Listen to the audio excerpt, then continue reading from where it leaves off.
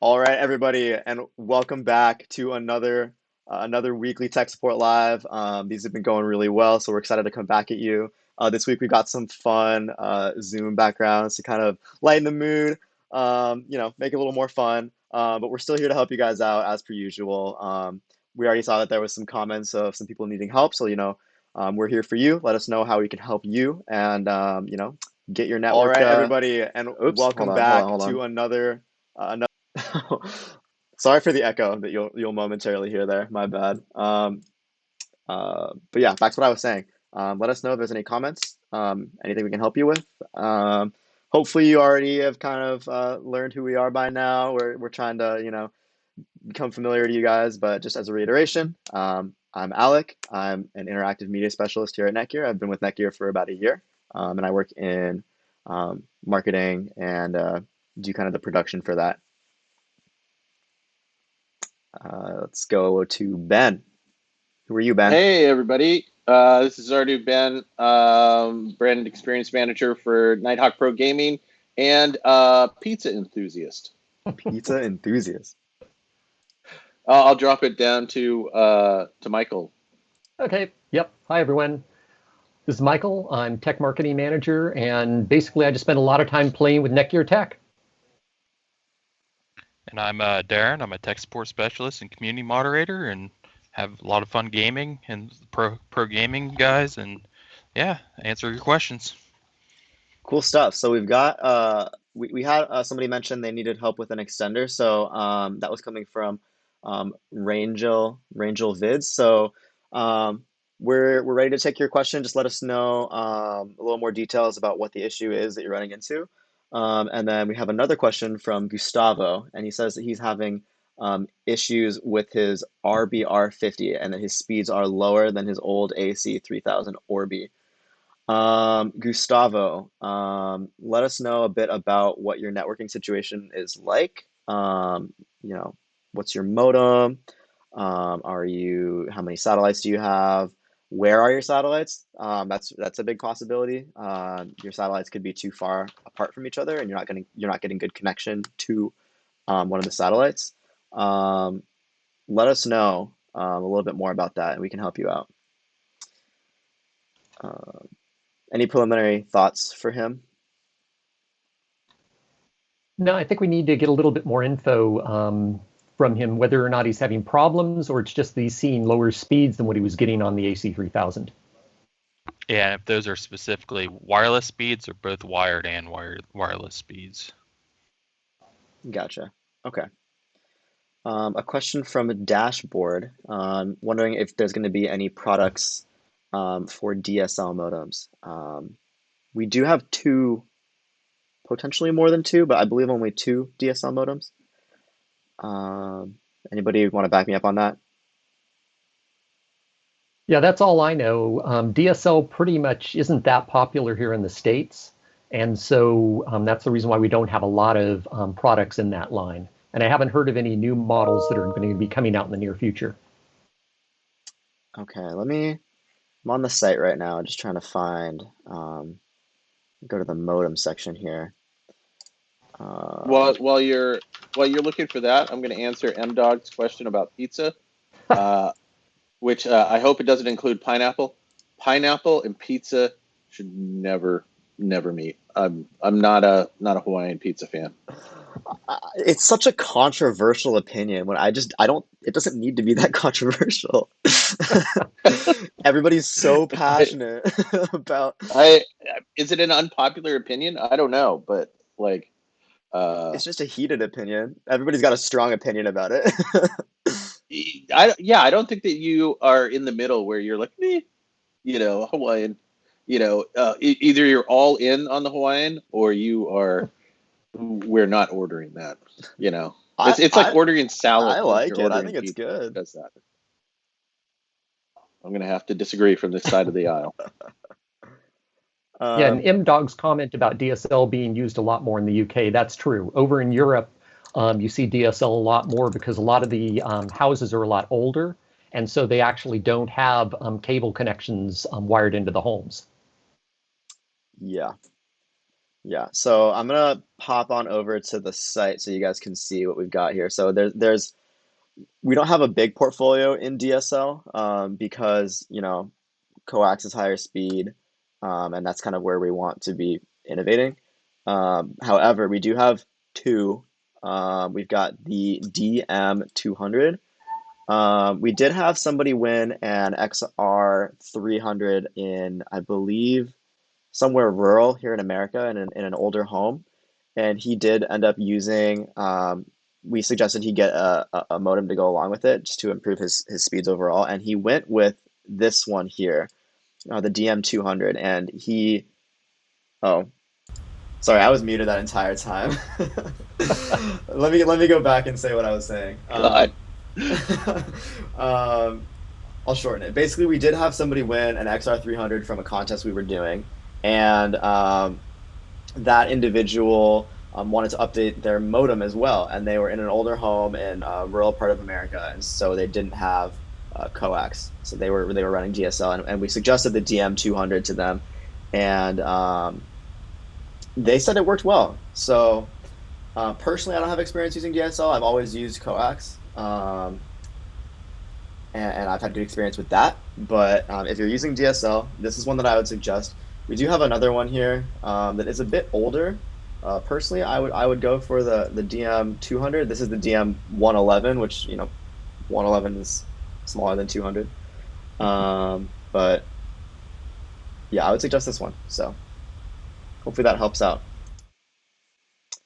They're saying that there's a slight echo. Slight echo. Yeah. There's a slight echo. All right. Let's see. Well, hopefully I fixed it. Sorry, I was muted for a second. Let's go ahead and see if we can follow up with Gustavo here. He has a CM1200 NETGEAR modem. His system is the Orbi RBK252. I have one satellite approximately 25 feet away from the router. I'm running the router to a NETGEAR GS116NA switch. Okay. So your satellite is really close to your router. I think you guys would all agree with that. No echo gone. Must have been that scene. Yeah, I think it was just the scene. But yeah, your satellite is really close to your router, and so I think what might be happening is that your devices are struggling to pick a connection because they're both probably pretty equally strong because they're so close to each other.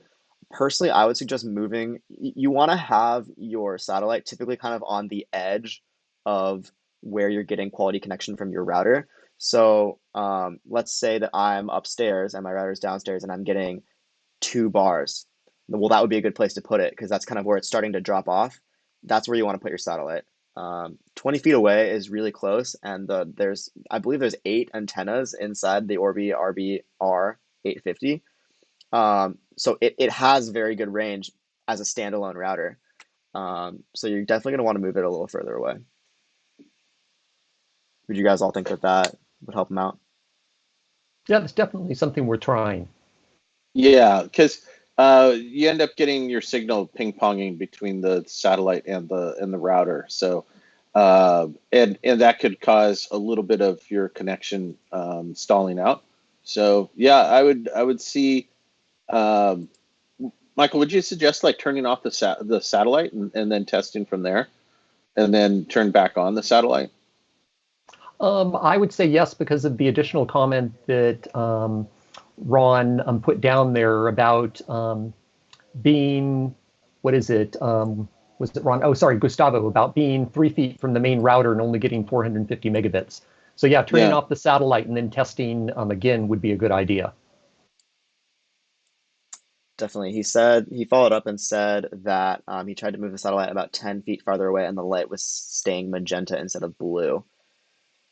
I don't personally know the color codes for Orbi. Michael, I'm assuming you do. Yeah, he's correct there. When it goes to magenta, it's basically the satellite saying that it's not getting enough signal from the router to keep a constant connection. There could be environmental aspects that are from construction, EM interference. Yeah, I would go back to that first step. Shut off the satellite, test connecting your speed with the router, then connect back the satellite, and then test from there. Um, but that's interesting that you're only getting 35 feet away, and then getting magenta. Yep. There's got to be some sort of other factor that's playing into that. You might Yeah, if want it's to going, read. Sorry, go ahead, Michael. go on. Oh, I was going to say if it's going through walls, also the consistency of the walls or the amount of wiring, that sort of thing in the walls in between the satellite and the router can be having an effect as well. So if you're 25 feet away and you look direct line of sight, if it's actually going straight through a wall, maybe you want to move it over to one side of that room or the other so that it's not going through that same location, because metal in walls does cause problems, concrete, anything like that. So that could be cutting the signal down a lot. Also, may Definitely. want to just mess with the wireless channels, see if you can get a clear channel when changing them. There's some apps on your phones you can download to see what all channels are being used in your area from neighbors and other devices. Yeah. Yeah, and also when you're testing your Samsung Note phones, try to move a little farther than 3 feet from the router. When you get really close to a router or a satellite, you can start actually getting some interference because you're within the satellite's sort of short end range where the satellite is actually putting out some noise too. So try it from about 5 feet away and see if you're still having the same issues. Definitely. As kind of just my more noob comment, whenever I've had an issue with one of my routers, um, it's always worth seeing if there's new firmware, you know, maybe factory resetting it. There's a lot of options, but I would definitely try those first ones. Yeah, I would say as a last resort, reset it. But I would definitely encourage to just I would encourage to also try just redoing your WPS setup on the satellite. It needs to really create like bond a good connection in order for that to work well. So it might be worth retrying to set up the satellite as well. So we had well, firstly we had a regular join back. Welcome back, Adalberto. Thank you for coming and supporting the streams every week. Glad to have you back. But we did have another question from Ron. Um, and Ron says that he's having issues logging into the NETGEAR Nighthawk app. Once he logs into the admin portion of the app, the login appears to time out. And this is on the AC400, 4000 model R8000. Okay. Issues with the app logging into the admin portion. The login appears to time out. I've never run into that personally. Have you guys ever run into anything similar to that? I haven't. Oh, the app. Yeah, my first suggestion there would be to actually completely uninstall the app and then reinstall it just to make sure that there isn't some corruption in there. Mm-hmm. Also, question would be, has it ever actually worked with this router and now it's just recently been having problems? Yeah, and can you log in through routerlogin.net? Yes. That would be the other question. Because if you can connect through that, then it could be just a corruption in the app, and then you reinstall it. But there's a couple of different things you could try there. Totally. Yeah, I think that if you are able to access it via router login, then it's definitely going to be an issue with the app itself on your phone. We have found that the Nighthawk app is pretty stable. So if there is something happening, I would agree with Michael. There's probably some sort of corruption. So cool. Let us know if that works for you. This is every week a 2-hour live stream. So if you want to take some time to do it and come back and see if it worked, taking any of our suggestions, we'll be here to follow up with you. So Yeah, and also let us know what phone model and make it is. Yeah, totally. Okay. Comment from Dan. I want to go back to another question real quick from Dan. Yes, deep dish does rock. I love New York style, but I also like deep dish. Yeah, when we went to PAX East in Boston, we had a layover in Chicago, and I've never been to Chicago.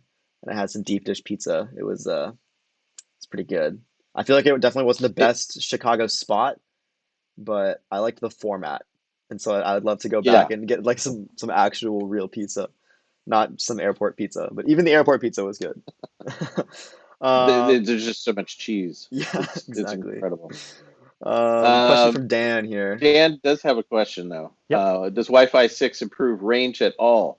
I, I I think that can I can definitely answer that. And the easy answer is no, it doesn't, because Wi-Fi 6 is using the same Wi-Fi channels that Wi-Fi 5 is using, the 2.4 and the 5 gigahertz.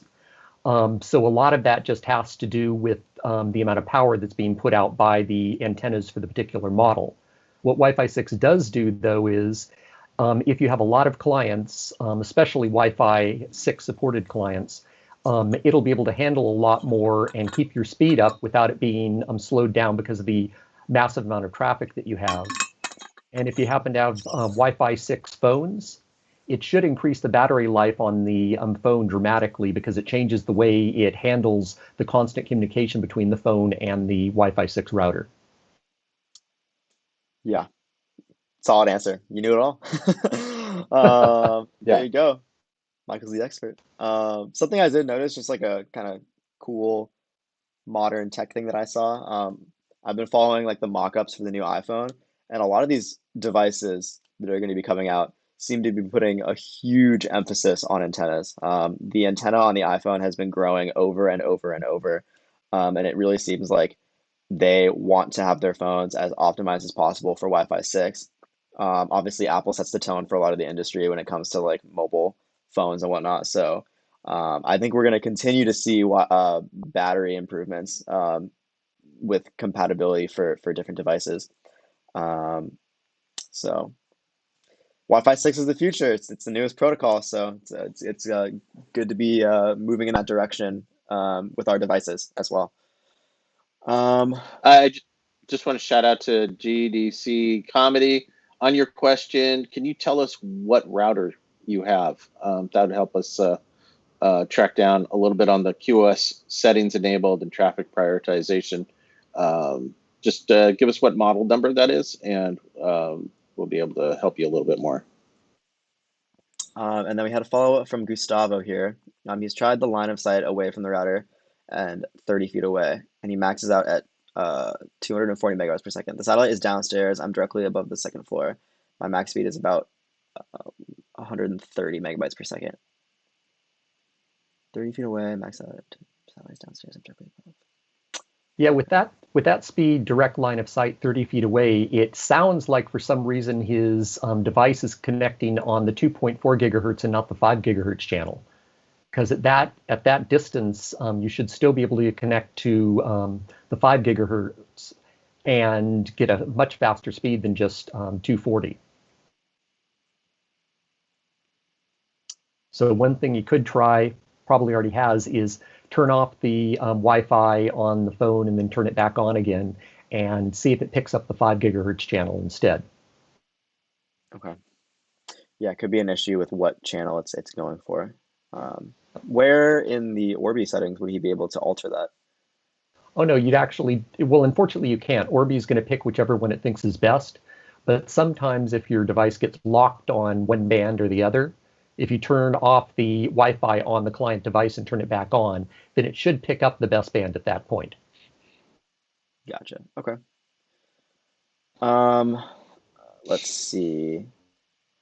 Question from Brendan here. The Orbi spec says it is rated for 40 or more devices. Is that 40 devices per radio channel or 40 devices overall between the 2.4 and the 5 gigahertz? That's 40 devices overall. That's letting you know the number of devices the device can handle. It doesn't really matter which channels the devices are connected to. Gotcha. And of course, that depends a lot on are these active devices? Are they static devices that only every now and then have to ping the router? In which case, you can have a lot more than 40 devices and not notice any sort of slowdown. Okay, there you go. Let's see here.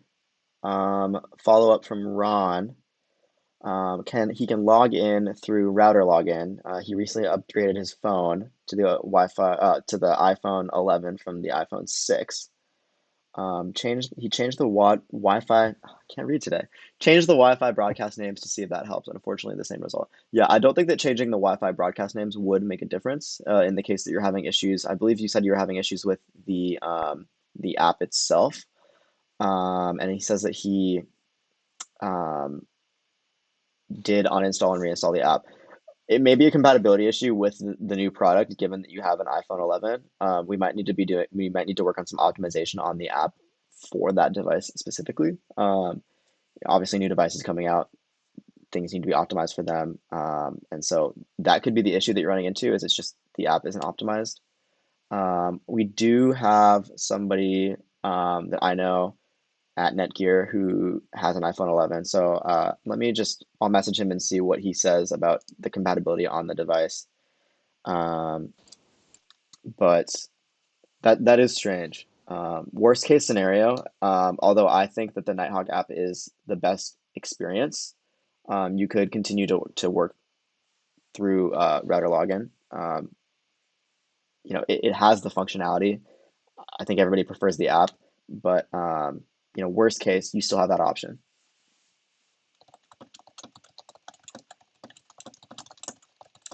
And then I've got to follow up again with GDC comedy or GD comedy.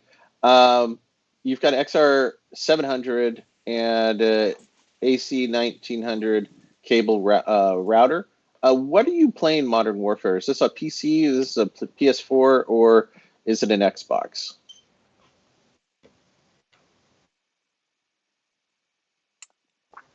Okay. Yeah, and with his add-on question there about could it be his speeds causing the latency and packet loss? No, 150 down and 10 up definitely shouldn't be creating latency or Definitely should packet be loss. fine. I have a suspicion based off of the next answer, but we'll see. I'll hold. Okay. I think I can read your mind, Ben. I think it starts with a P. Yep, and it ends with a 4. Okay, let's see. Trying to keep track of who we've helped out here. Gabriel Lopez, back again. Welcome back. His Wi-Fi is better after he disabled Smart Connect. He lags less now on his PS4. That's good. That's good. That's a good Yep. tip. That's great. We're always trying to find ways to help people with PS4s. It's a recurring problem we have. I think the PS4's connectivity is not the strongest. We get a lot of complaints from PS4 users. Yep, there we go. GD comedy, PS4 wired connection. Now, usually it's a wireless connection that usually causes the packet loss, but this is interesting that it's a wired connection with an XR700. Your speed, you should have no problem with the speed. Even if you had 50 and 10, you'd still be fine. My next question is, how much are you reserving on the anti-buffer bloat? While we're waiting for that, I did hear back from my coworker that has an iPhone 11. He has no issues using that Nighthawk app. What he suggests doing though is that there is a possibility with connection between your phone and the router. So on router login, see if you could split your bands into two separate SSIDs and try connecting to each band and seeing if you're able to use the app more effectively on one of those two bands. That could help you out. Like I said, we'll be here, so let us know if that works for you. Looks like GD Comedy did have a PS4 with a wired connection. Mm-hmm. Yep, wired is better than wireless. We're just waiting for an answer on that on the anti-buffer bloat. Just kind of seeing what is QoS and anti-buffer bloat settings. Got a question.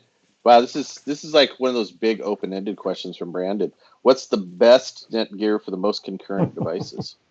And what's its max concurrent user limit for that device? The easy answer is the most powerful one. Yes. I would probably err on the RX 200, but it's hard to give us exact number about how many devices it could handle. I think that thing could probably handle over 100. Yep. Well, actually, the technical limit is 254, but that's only because it's a Class C IP address. But in reality, how many active devices can you have at the same time? Yeah, it would, it really depends on the processing power of the router and what it's trying to do. With the RAX 200, yeah, you're looking at 40 concurrent devices. The R9000 or the XR700 could also handle a large number, but it really depends on the devices. And then Totally. I think Dan had a question about mobile router. If I remember correctly, it was kind of about the M5. And that has not come out yet. We announced it at CES, but it hasn't come out. Anybody have any updates on when or what are we looking at? Yeah, I don't have any info on which cellular companies it's going to support. I'm sure it'll support all the major ones, but I haven't seen a list yet as to which ones. Yeah, I think it's safe to assume that it will support T-Mobile and AT&T. Otherwise, we wouldn't do very well with it. Right. So I think it's going to be an unlocked SIM compatible device, so you should be fine. If you have T-Mobile or AT&T, it should work. Yep. But you'll And have Verizon. full confirmation when it comes out, so keep an eye out. Let's see. We have a question from Diane. My NETGEAR router is probably 10 years old and is hooked up to a PlayStation 3. Should I go ahead and buy a new router? Yes. I have a Spectrum cable that comes with the modem, but it's not turned on. Okay, here's what I would suggest. You have a lot of options, right? You're at a point where you're kind of at, ground zero. You need to replace all of your tech pretty much. So you could go with, a modem router. You could go with a modem and a router. You could go with a mesh system. I mean, you have all of these options. 10-year-old tech is going to be very outdated at this point. So I would definitely suggest updating both your modem and your router. Let us know a little bit more about your home. Is it big? Is it smaller? How many people live there? Do you have kids that are, doing remote learning? Do you have, do you have a whole family there? Let us know a little bit about your situation. We can give you a better suggestion. But short answer is you should definitely replace both your modem and your router. 10 years old you're definitely going to be feeling that that loss in speed.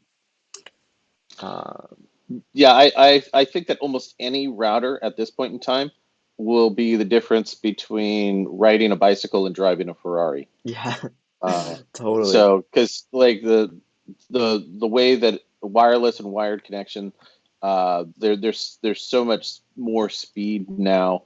The connections are so much better than it was 10 years ago. God, it's probably running wireless. Was N? Was that it? 10 years ago, yeah, probably wireless in. Yeah, so yeah, you'll see a huge improvement. Let's see, where are we at? I think we're at follow up from GD Comedy. Yeah, all percentages. Latency cools down, but shoots back up. It's got to be. Are you prioritizing it in the Doom OS in the down in the device prioritization as well? Darren, do you want to take a swing at that? Because it seems like if anti-buffer bloat is at 50% on the sliders for up and down, so he had I think 150 speed, so that's 75 that's in reserve, and it's on when it detects gaming. Somebody starts streaming YouTube or Netflix, and then he has dropouts. Yeah, so I'm gonna pull up Doom OS right now so you guys can see because I have a XR router. Yeah. So, but my geofilter is set for short distance. Yeah, it does sound like the gaming system is not set at the highest priority. As soon as someone starts streaming YouTube or Netflix, then he starts getting the latency problems. Yeah, I would actually Zoom OS, you've got in the QoS, you've got anti buffer bloat. Then you've got the Flower and the device manager, and you've got that third tier where you can actually whitelist that particular device.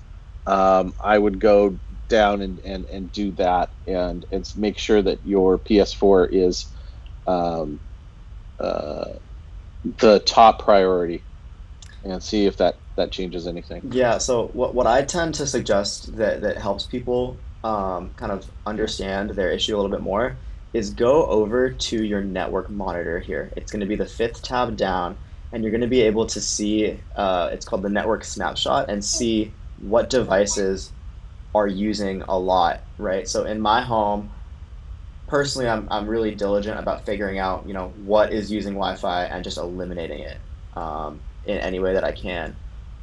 So here you can see I don't know what this unnamed device is. I'll have to figure that out and go back. But I'm streaming currently to YouTube off of my work laptop, which is going to be this A Gonzalez Mac, and that's pretty much mirrored in my total usage. This is the only thing using Wi-Fi, right? So that's my situation, but obviously yours is going to vary. So find what device is hogging the Wi-Fi, and you'll see here on the bar graph which it is, and then you can go with that knowledge and make the adjustments that you need to make in the QoS here. So that's my little demo. We'll hop on back to the cameras here.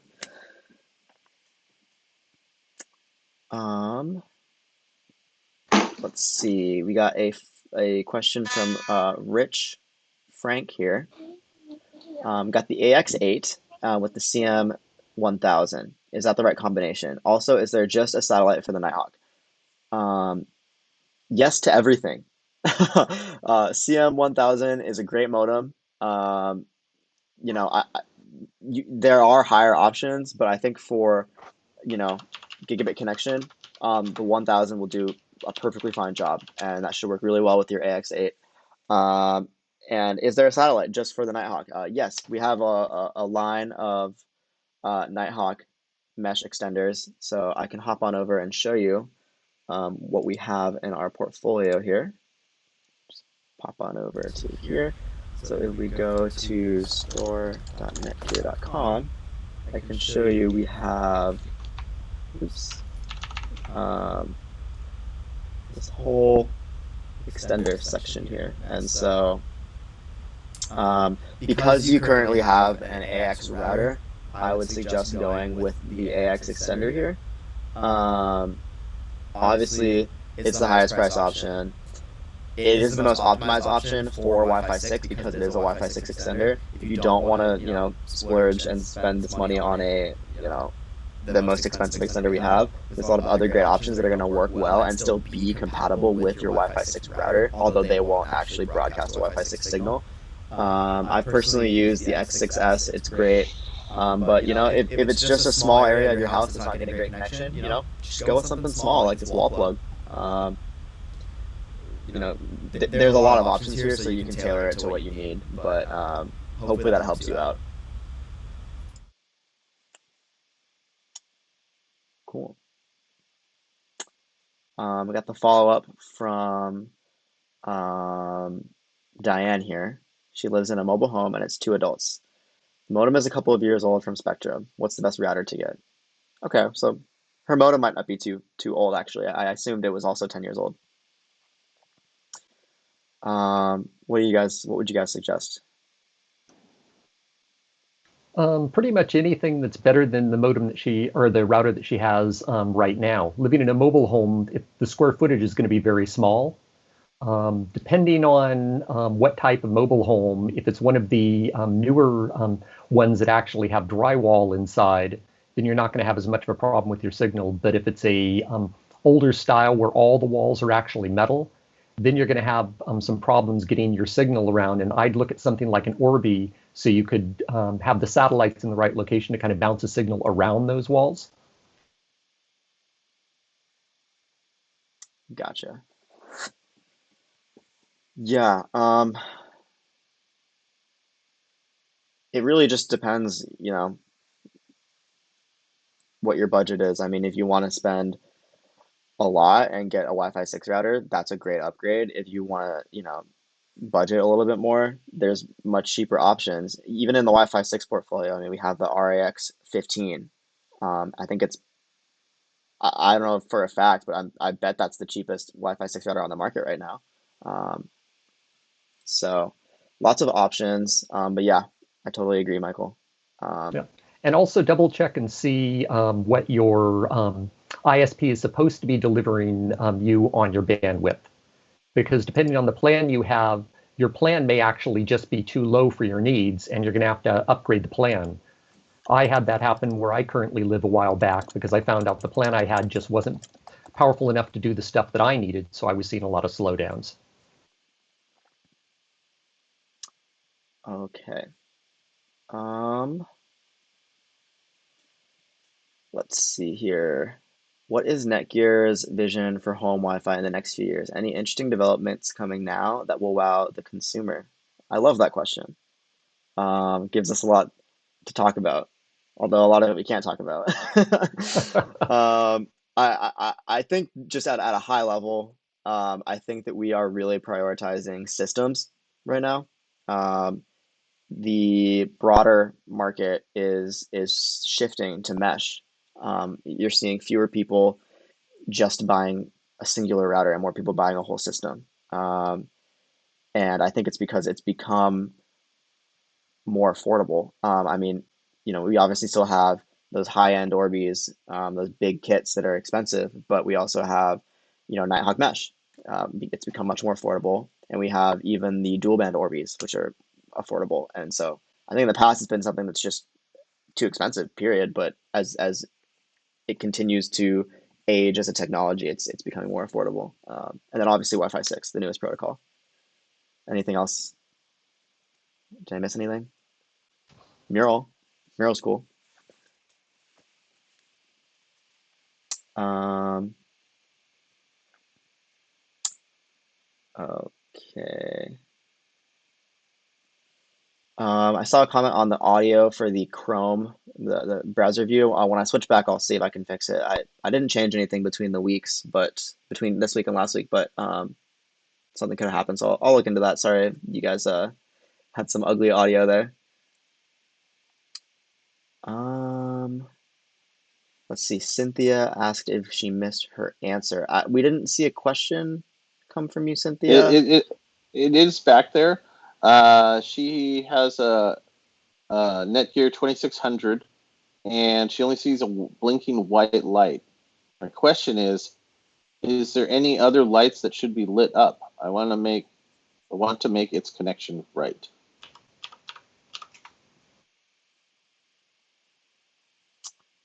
Okay. I'm trying to find it. I can't see it. It's easier for me to read it. Oh, here we go. Which light's blinking? I'm guessing the power light might be blinking for her. Yeah.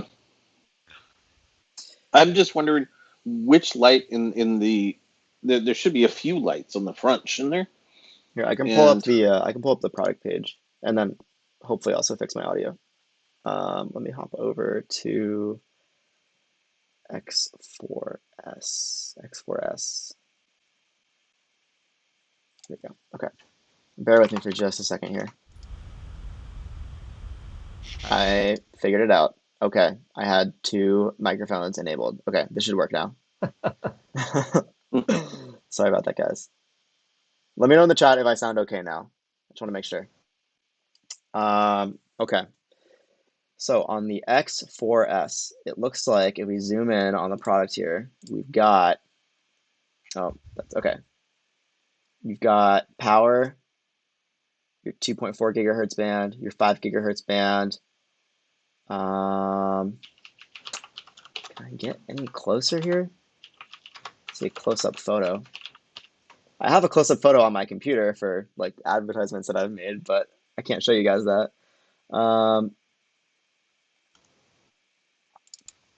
Can't zoom in. Okay, well, from what I'm seeing, it's looking like you're having, and then here, are you guys on the page as well? Yeah, Looks Yeah, like I the have a power guess on light is what on, I have but a guess on what the nothing else problem is. is. Yeah. If you go into the advanced settings on the router, there should be LED controls, and you can set it so the only light that's on is the power light. But if the power light, I looked it up here, if the power light's Is white and flashing. blinking, the Mhm. firmware is corrupted. Needs to reflash the firmware. We might need to get her the article how to reflash the firmware via TFTP if she can't access the GUI any longer. Yeah, we'll send over that article and see if we can help you out.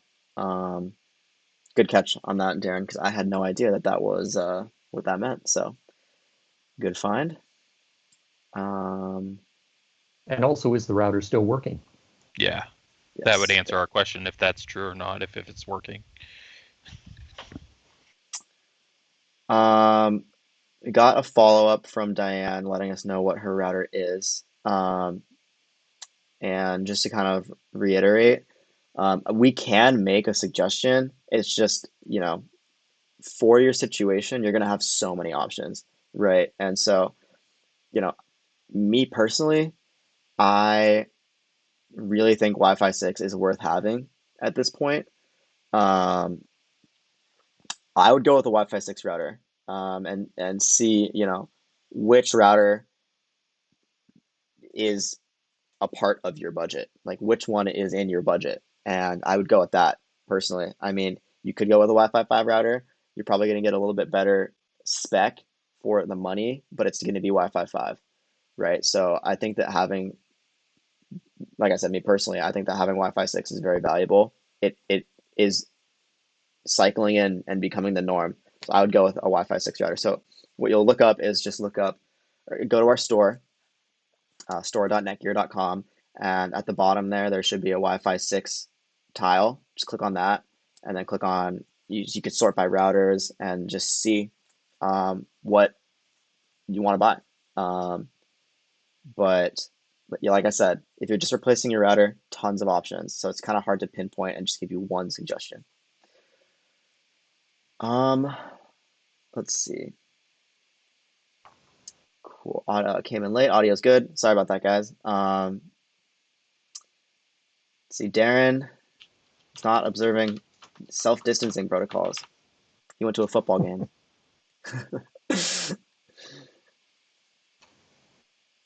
It's actually just a Zoom background, if you couldn't tell. He's not actually at the stadium. Like I'm not at Taco Bell right now. I'm actually in my room. Netgear got anything good that can replace my Xfinity rental phone, internet, and cable? We do. So we do have modems that are voice enabled. So any modem that you see that has a V after it in the SKU is going to be one of our voice modems. I can pull that up and show you just for clarity here. So I can go back to the store and show you here under cable modems. So anything that has a V. So this is the 1150V. This one's a really, really solid option. It's one of our top spec modems. The only thing that's faster than that is going to be the CM1200. I'm not sure which of the rest of these are voice enabled. I don't know. Does anybody know off the top of their head which other modems are voice enabled? Not off the top of my head. Yeah, I believe this might be the only one currently that we're currently selling. I'm sure we've had other ones in the past, but I believe this might be the only option right now. Yeah, it's currently out of stock. Everybody is every company is affected right now, so we are working our hardest to get stuff in stock.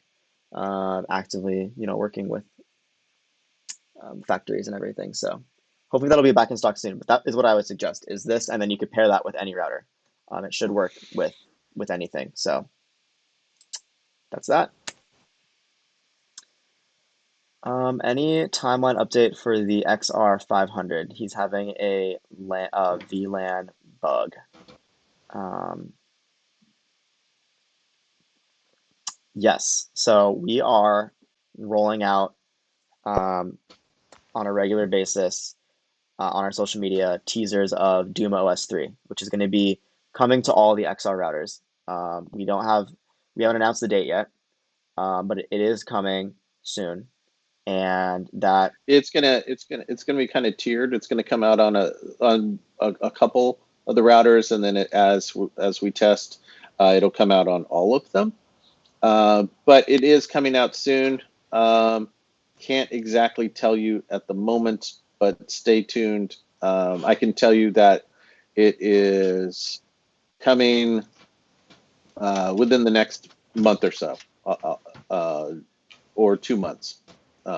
So just be wise to that, and just stay follow our social media for Nighthawk Pro Gaming, and we're going to update you on those. There's a lot of bug fixes, a lot of new features, and so we're really excited about that.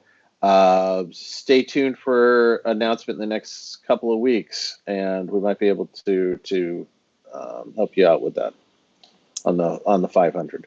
totally, yeah. It's what we've announced so far is geofencing and device QoS. I'm sorry, Application application QoS. QoS. I, application QoS is awesome. Me personally, I think the geofencing is amazing. I think what's really cool is, especially in games that are server based, you can literally just pick the server and that's it. You won't connect to anything else. Yeah. It's a really great way to really lock down your connection. Yep.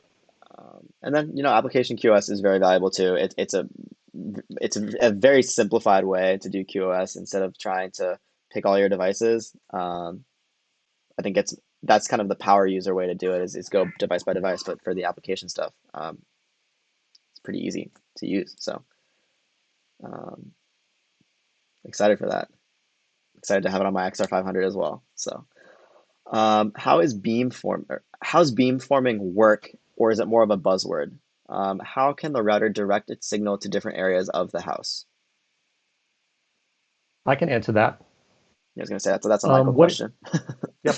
What it is the routers obviously have multiple antennas. And what beamforming is that it will increase or decrease the power going to one particular antenna when it's talking to a client. So if there's a client that's off to the far left and a client that's off to the far right, it'll pump up the power on those two antennas and then reduce the power on the other antennas. So it basically is just pushing a little bit more power out. So that's what they call beamforming, is it's just adding more energy going that way so you get slightly farther distances it's trying to talk to the clients. Gotcha. I didn't even know that. That's cool. So it is not just something we put It's not on just a our ads. buzzword. It's a legit thing. Yep. It's good to know. Cool stuff. We have a question from Rob. Rob just bought the Orbi AC3000 for his AT&T modem. Do I need to set up a 2.4 gigahertz channel, and how would I do that? Also, can I use the satellite as an Ethernet switch? It is installed in my network panel.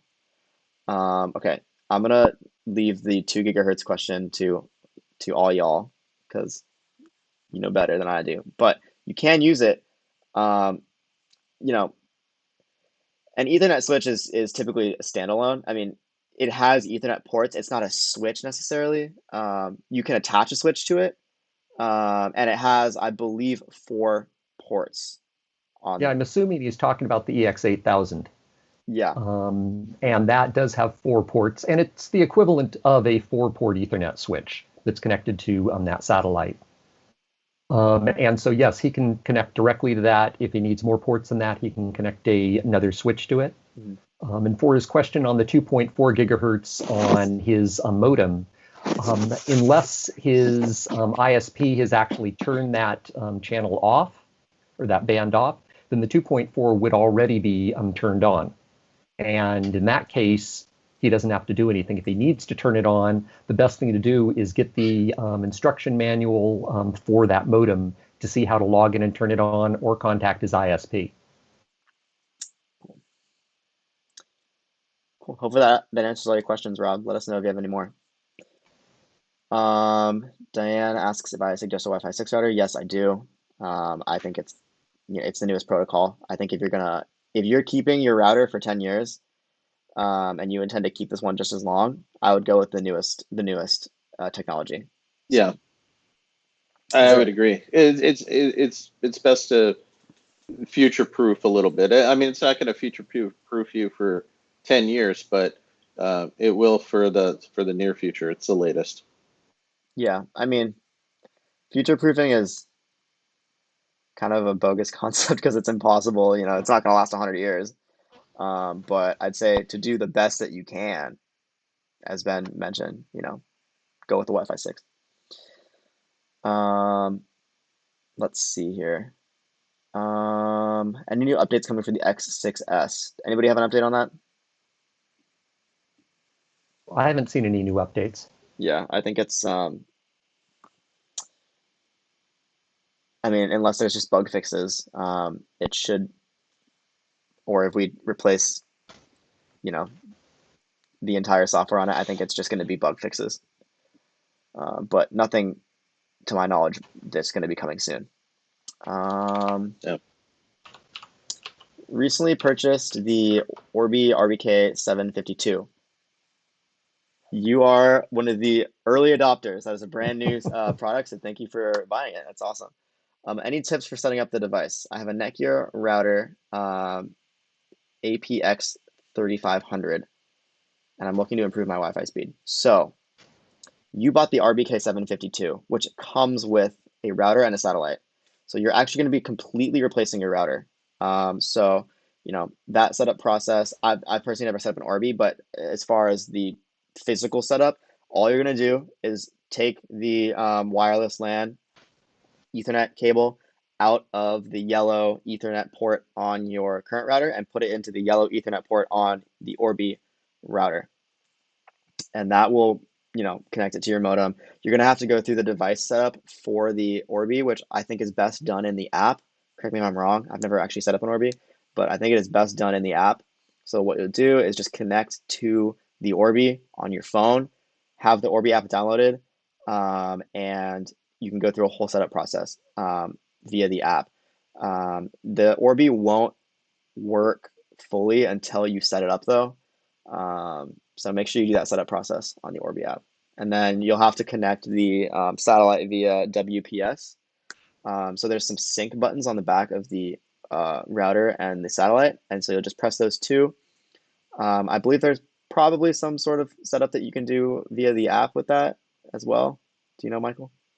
Yeah, in the app, when you're setting up the router, once you finish going through the router portion of the setup, it'll ask you whether or not you have any satellites. And if you do, it'll walk you through the setup on the satellite. But if for some reason the satellite didn't actually connect in, if it couldn't find it, then hitting those sync buttons on the router and the satellite is the fallback if for some reason it couldn't pick the satellite up. But the setup program does do that. And it'll also ask you if you have another satellite, once you've got one set up, if you have a second satellite or a third satellite. So it'll keep walking you through the process until you're done. Cool. All right. Hopefully that helps you out. Let us know if you have any more questions. We had a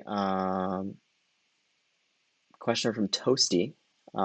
He has Spectrum 400 megabytes per second Wi-Fi, and he needs to replace it with something that has more range. The person that came and helped him set up his Wi-Fi suggested he asked us.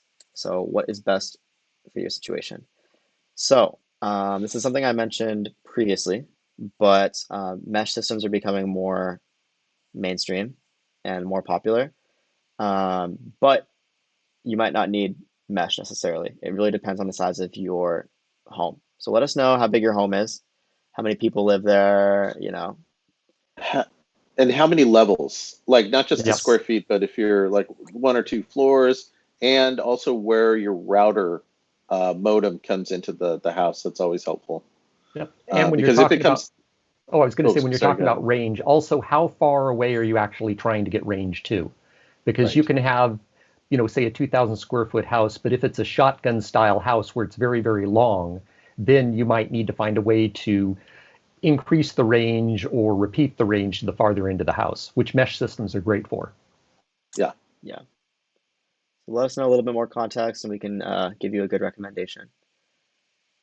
Wow, Let's I see. just want to say it's awesome seeing, like, we're still 27 people just deep in questions. We're at 1 hour in, and we still have like, we haven't been able to get to everybody. So keep those questions coming. If we don't get to you, just say, hey, just repeat your question, so that way it keeps on the top of the pile. And we'll try to get to everybody as we can over the next hour. But thank you guys so much. Yep. Yeah, guys, we've been enjoying doing these. It's one of the highlights of my week to come and hang out on the stream. It's fun. It's a fun way to spend my day. Yeah, So it's a great way, because I learn more every week, because you guys have we know about, like, typical situations, but a lot of times, everybody's situation is a little bit different with their network, and I've learned a ton from this as well. So just keep those questions going. And M Dog definitely, finds it super interesting, so it's good. if we can help out even just one person, even just M-Dog, it's worth it. Um, okay, so we Well, have a question. he just found out about Wi-Fi 6 thanks to us. There you So go. There you go. Um, yeah, I always we're doing suggest great it. work. It's my favorite. It's my favorite thing to suggest. I love suggesting Wi-Fi 6.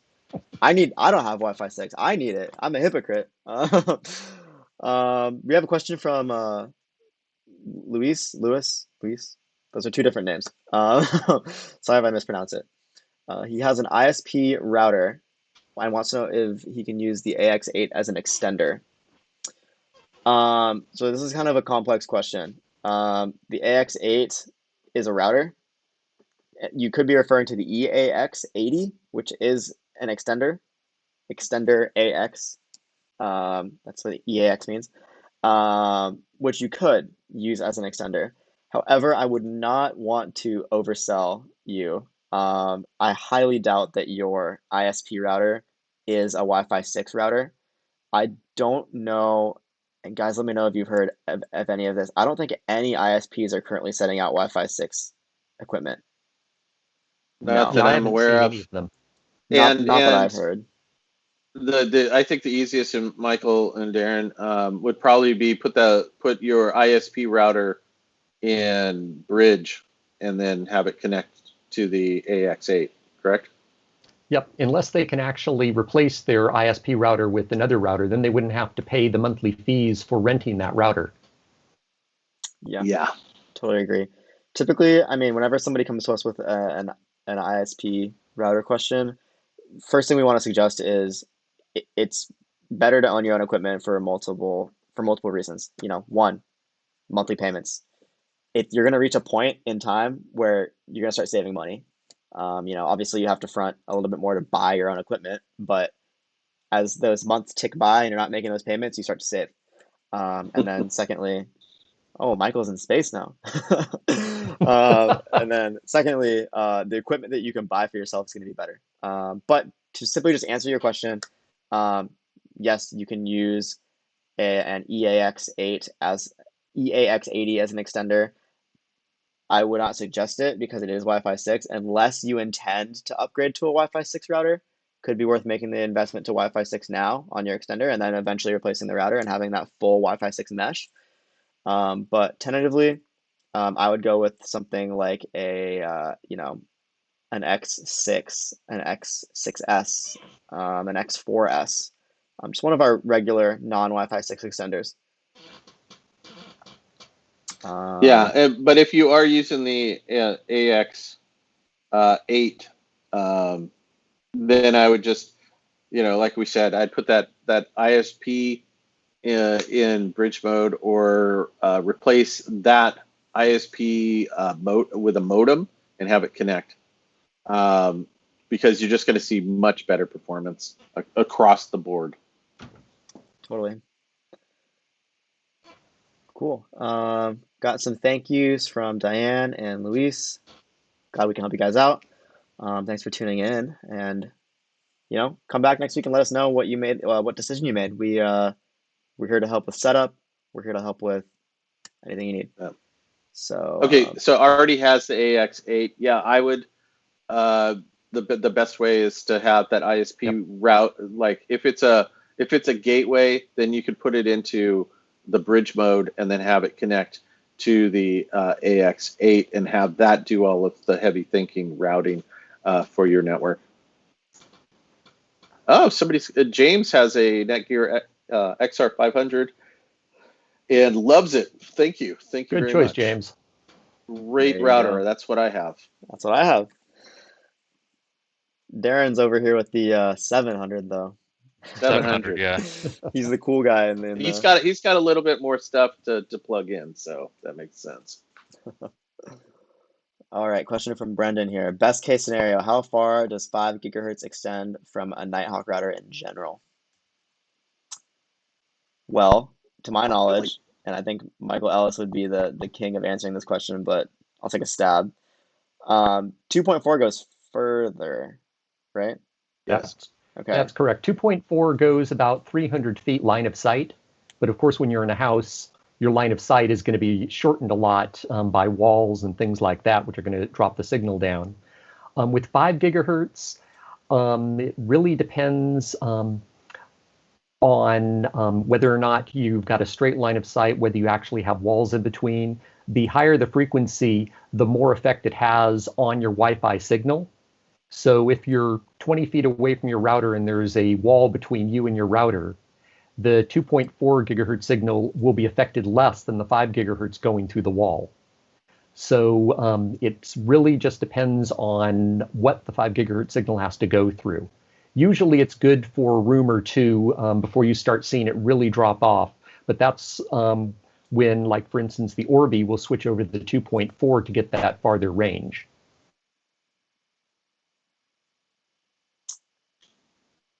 That should answer your entire question. Yeah, that's a deep cut. So thanks for the question. Cool. So it looks like Cynthia also has a XR500. Maybe Excellent. she mentioned that it exists. So hopefully she has one. We hope you have one. We hope you enjoy it.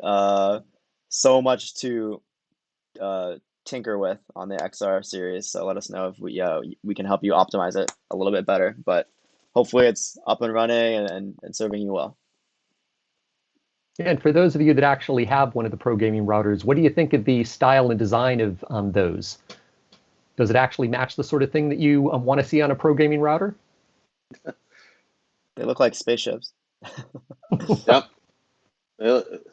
Spaceships, like router design tends to be either spaceships or dead spiders. Yep. It's or squares. Or crabs on their back. Yep. I thought it was so interesting. We talked last week about how the perception of speed is associated with antennas, which isn't really the case. Our Orbis are some of our most powerful routers, and you can't see the antennas. They're there, but they're inside. I thought that was cool. Just as we're talking about router design, people want to see the antennas. Here's a great question. I'm gonna butcher this name. Yuliganath would like to know, would network map be available in the Nighthawk app? Some features of Genie is missing. One network map and QoS live map monitoring by device-wise would be a good feature on live monitoring. Those are great suggestions. We are always constantly looking at improving the functionality and the features of the apps that we have. I don't know what the roadmap is for the Nighthawk app, but we can certainly take your suggestion and get it to the right people. But yeah, it was on the Genie. Most of the features I think that were on the Genie were probably going to be on the roadmap for the Nighthawk app as we've been moving people over. But we can definitely make sure that your voice is heard and bring that across. Totally. Got the styling of the Nighthawk are great, according to Brendan, and I appreciate that. That's awesome because I think they look fantastic. I think what you'll notice just in general, since I've been at Netgear, I've only seen like a year's worth of new products. We've really been emphasizing not just throwing it in a cabinet. Like we've been trying to make all of the products. Nighthawk Pro Gaming, Nighthawk, just regular Nighthawk, Orbi, something that is like not ugly. So you can put it like in the middle of your home, which is, well, maybe not. It depends on your situation, but out in the open, which is where it's going to be best optimized. Um, and that's kind of associated with the customer's willingness to present it to their home. And so we've been trying to make them look better.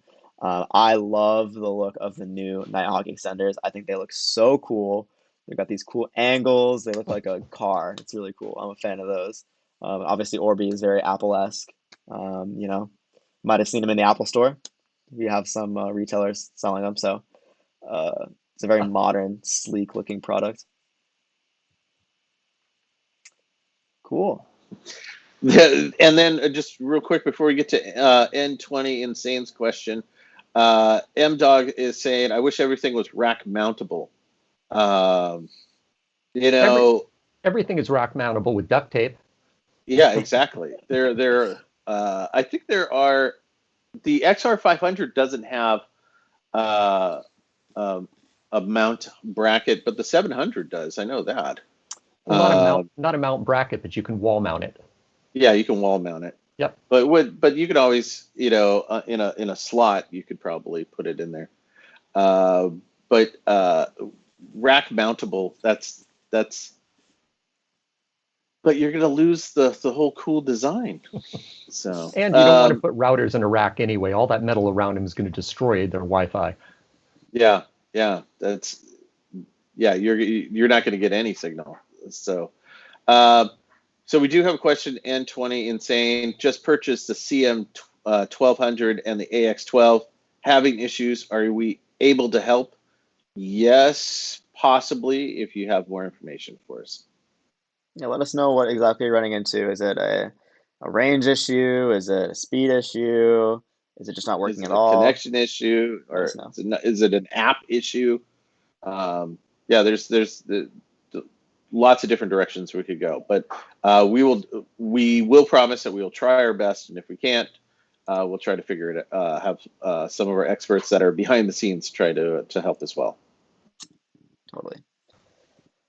Have you guys seen the rack mountable Mac? Have you guys seen that? No, but I think M Dog would be interested in that.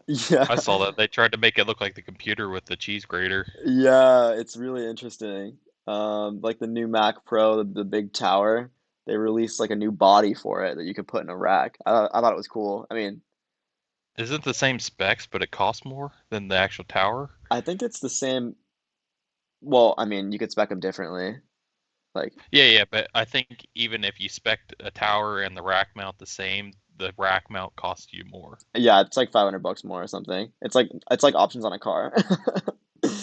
Um, but yeah, if you like rack mounted stuff, check it out, Mad Dog. Um, let's see. Can I put a USB drive into my X6 USB port and send pictures to it and use it like a storage hub? Yeah, that will attach it as a network storage. So you would just kind of access it as you would any network storage, like a similar to a Ready NAS, something like that. So Yeah. pretty cool. I think you can actually use ReadyShare, Yeah, it should come up as ReadyShare. so you can even access it remotely, I believe. Look into An setting out. armor question. Oh, go ahead. Armor question. Armor security is good to have. Is that specific for more on hardware type R7000, but later the 78 doesn't have? Even circle features are not available. So I can speak to this a little bit, but not a ton. So not every router that we've made is armor compatible. It's been something that we've put on a lot of them, but not all of them. Moving forward, everything is going to have is going to be armor compatible. So anything that's going to come out in the future will have armor compatibility. But in the past, certain things have not had it, and certain things have. It's just something you have to look into whenever you're purchasing a product. If it's something that's important to you, you'll have to make sure it's compatible.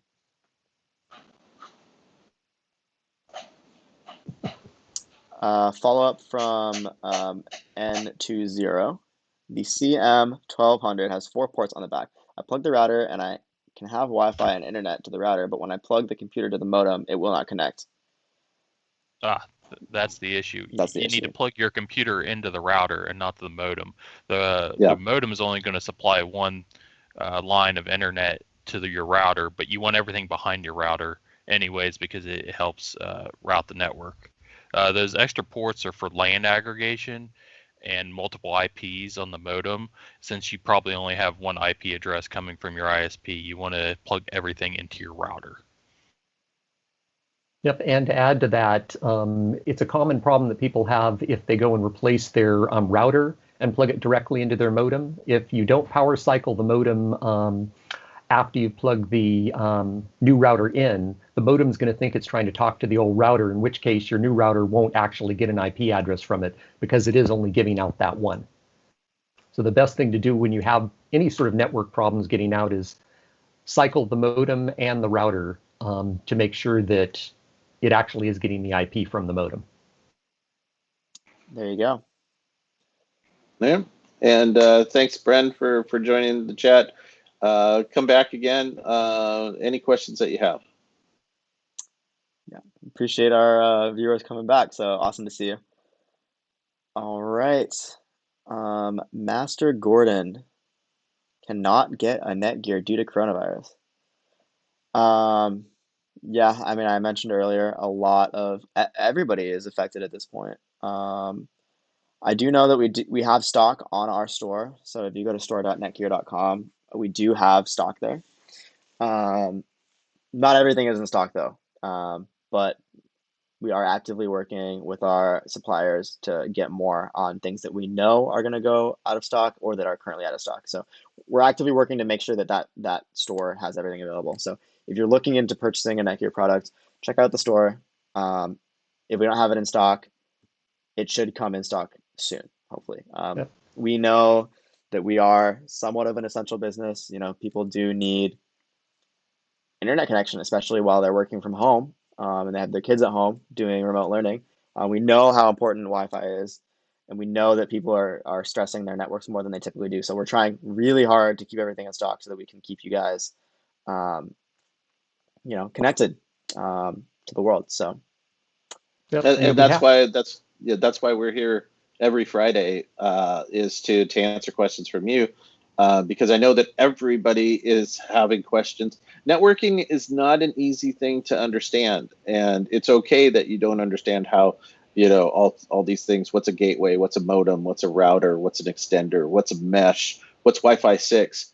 Everybody has these questions, and that's why we're here is to kind of help sort those things out, get you sorted, and get, either solve simple problems that you have, common problems, or help get you the right tools that you need to get your network solid, stable, so you can stay connected with your friends, family, and work. couldn't have said it better myself. Yep. And you'll be happy to know that Netgear actually is considered a essential service in the U.S. because we, supply Netgear or networking products, and so many people are having to work from home. Yep. Yeah. We've been trying to get as much at-home programming out for you guys so that, we can just do our part and see how we can help. Stuff like this really just serves to see how we can make sure everything's going okay in your home as far as your network goes. We can't fix everything, but if we can make sure your network is good, we're happy to do that. Yep. Yeah. Now, Angelo had a couple questions because I think we're caught up for us. And Oof. Let's. What game, movie, TV show is coming out that you can't wait for? Um, oh man, Hold on, I'll be right back. are they One gonna make sec. a Tiger King game? I'd play that. I'm waiting for the next season of The Witcher to come out. Me too. That was such a good show. Yep. Love the acting was impeccable in that show. Yep. Really like that one. Hmm. With that, has anybody checked out Henry Cavill's painting of Warhammer figurines that he's been doing during I have. this? He's I just love the fact that he completely embraces his nerdiness. I can't wait for their season 2 of that as well. Gosh, what game? I don't know. I'm still, speaking of Witcher, I'm still working through the billion side quests of Witcher 3. So I think that should be able to complete that by the time we get back to some sort of normal. When is Elder Scrolls 6 coming out? Like they mentioned it, and then they just That ghosted was us. like 3 years ago. They're like, yeah, it's coming. I've been like waiting very like patiently. When's it gonna come out? I really want to play that game. That's like one of my favorite series. That and Borderlands are like my two favorite series. So waiting, waiting. Yeah, exactly. It's they're totally ghosted. It's Let's see. Oh, we got a question from Master Gordon. I got to ask because I use Sky Wi-Fi, but I want to get Netgear because my internet is rubbish. It took just over a week to install GTA 5. Holy cow, a week? Props to you for Good waiting. God. That's impressive. Yeah. I have no Did you patience. Yeah, I would have no. Will the Netgear make your speed much better or slightly better? It really depends. You got Sky Wi-Fi, so you're getting connected through Wi-Fi, I believe. If Yeah, the bottleneck there is definitely going to be is internet yeah, pipe coming in. right. Um, Sky Wi-Fi connect to the cloud. Yeah, let me take a look here. I, I think it's going to be it's your connection, it's your ISP and how you're connected. Thousands of connected to the cloud through thousands of Wi-Fi hotspots. Yep. Yeah, that's. I almost think that you would get a better connection through like a M1,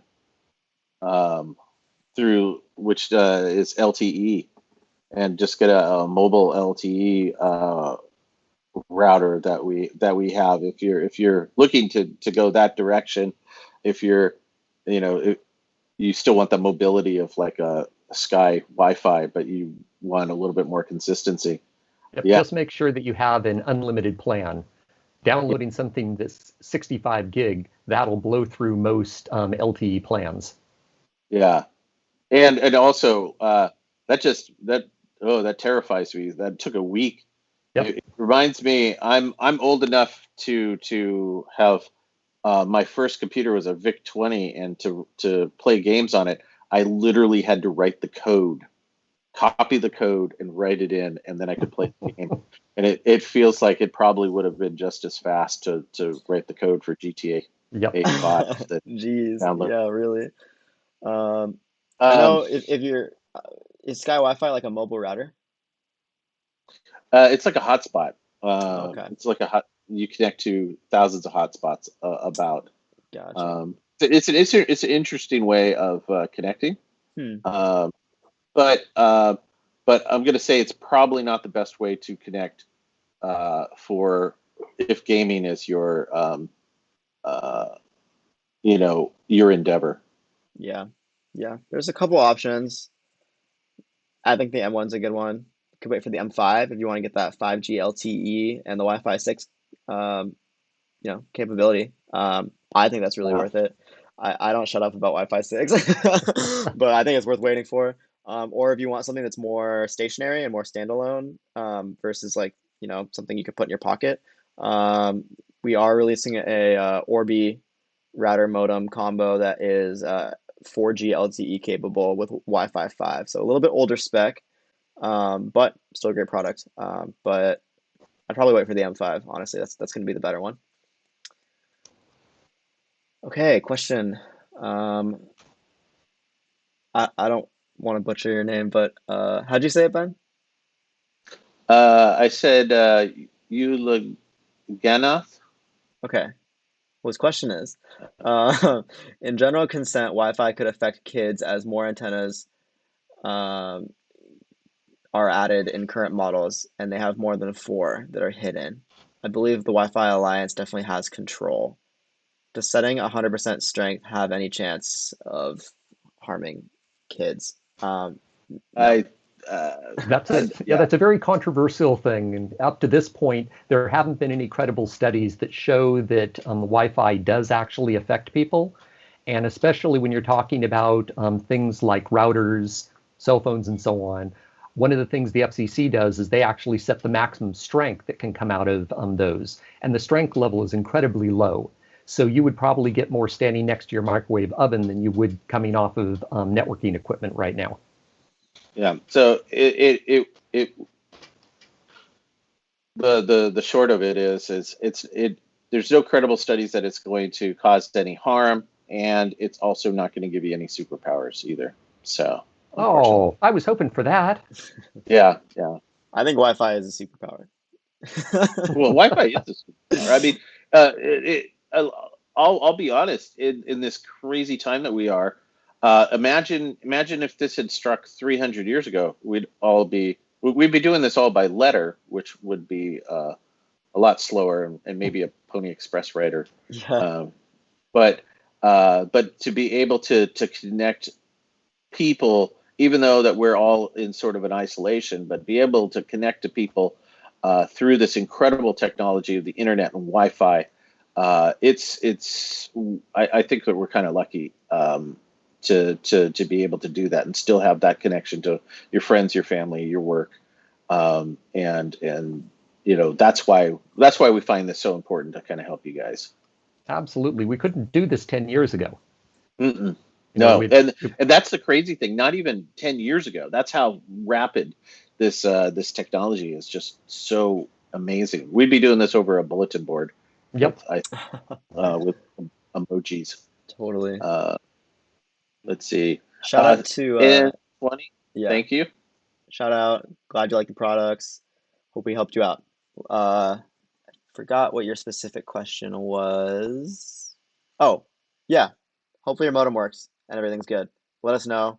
We'll be here for another 36 minutes. So if you want to try something out and then come back and let us know if it works. We'll be here if it didn't, and we can try to help you out again. Jose asks, can y'all tell me what is the best router for a 2,400 square feet house? He has 4 devices wired and the rest are on Wi-Fi. He has 400 down and 200 up. So this is 4 devices wired. That means you're going to probably want to switch somewhere in there. I'm just going to put that out there. Yeah, Yep. definitely possibly a switch. A lot of our products have 4 Ethernet ports, but if you ever get another one, you're maxed out. So a switch could be worth getting now, kind of preemptively, or you could wait. It's up to you. Also, depending on where the router can actually be put in the home, can affect what you want. If you can put the router near the center of the home, then one of our high-end routers should be able to handle the 2,400 square feet. But if it's like most homes where your internet connection is a drop in the farthest corner of the house, then you might want to look at something like a mesh system, Nighthawk mesh, to be able to cover a larger area.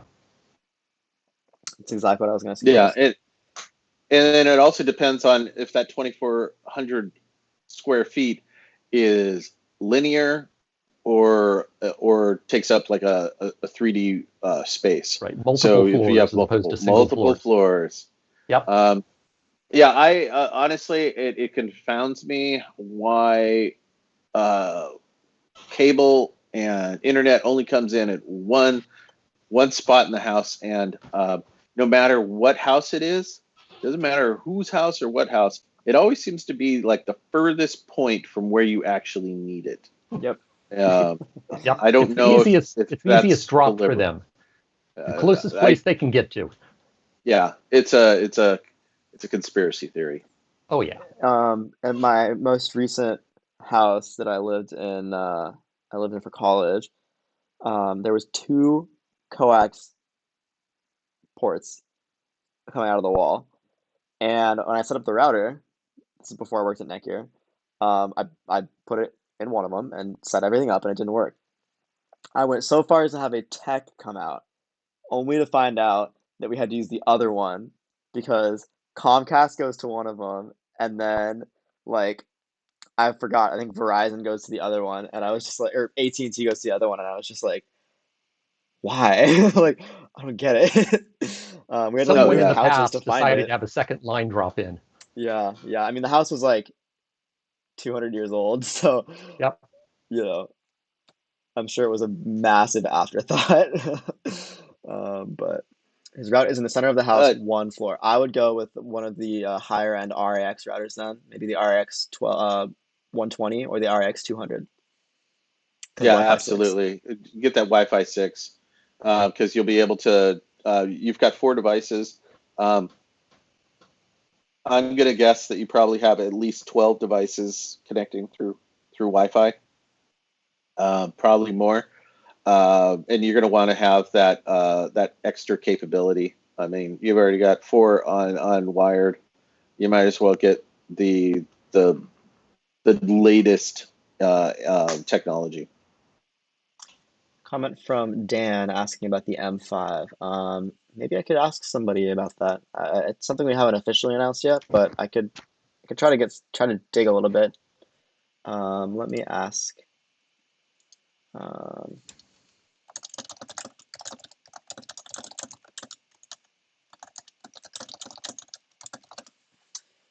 okay, how good is Wi-Fi now compared to LAN? Surprisingly, it's okay. Wired is typically regarded as better, but Wi-Fi is becoming incredibly viable as a completely stable and high-speed connection. I say it almost every week. I am running the entire stream off of wireless. I do not have an Ethernet cable running from downstairs to upstairs.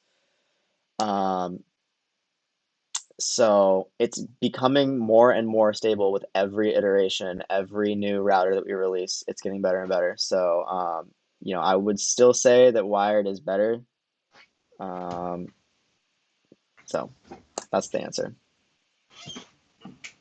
We get up to So Master Gordon, yeah, it will. You're getting about 200 ping on Fortnite, which means let me know which servers you're on because you can totally be feeding my score. Um, the terrible thing about that is like you're connected to a sort of a cloud-based service, so you're kind of at the mercy of their hotspots, and that's why you're getting variable download speeds and variable pings. 200's completely unacceptable for gaming. And then you're running a couple of Xboxes in there. Uh, I would, to be quite honest, I would consider it, like if unless that's your absolutely last option for an ISP, I would look at possibility of getting a different ISP if you're looking at gaming because um, I I would go insane if I had that sort of ping rate. So I can understand your frustration, but I don't think that anything that we could do would make that experience any better. Okay. Question from Emian. Hi, I just bought the Nighthawk XR300, assuming my gaming would be way better. However, the speeds have dropped a lot. With the Virgin Media Hub 3.0, I would get 200 megabytes down and 220 megabytes upload. Now I get 50 down and 10 on my PlayStation. PlayStation 4. Let's put out this question: how are you connecting your PlayStation 4? Wireless or wired. And then let us know what your settings are for your QoS, your anti-buffer bloat, and your device manager.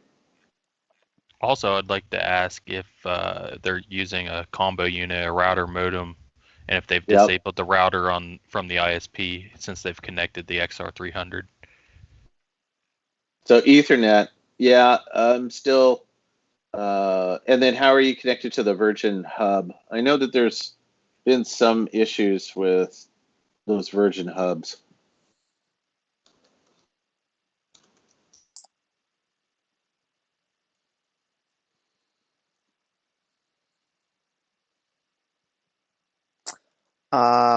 Just to answer N20's question, if you want to get more ports, I would just suggest getting a switch.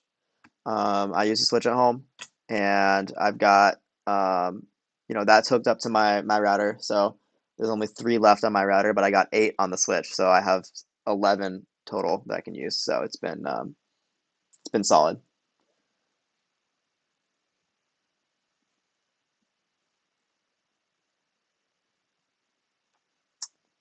Another technical question. Any Wi-Fi 6 USB 3.1 Gen 2 adapters coming out? A successor to the A7000. Yes, laptops are Wave 2 compatible and Wi-Fi 6 on mobiles, but desktops could get best throughput from it on a multi-gig LAN port. Yeah, I mean, a multi-gig LAN port is going to be the best option for a desktop. Um, you know, Relative to desktops, you could upgrade the Wi-Fi card itself, which is probably going to be better than a USB 3.1 throughput. So I don't think we're going to release a successor to that. We might. I'm not sure. I don't work on those personally, so I couldn't say. But I think that there's probably a low likelihood, just given how many other options there are to achieving that solution.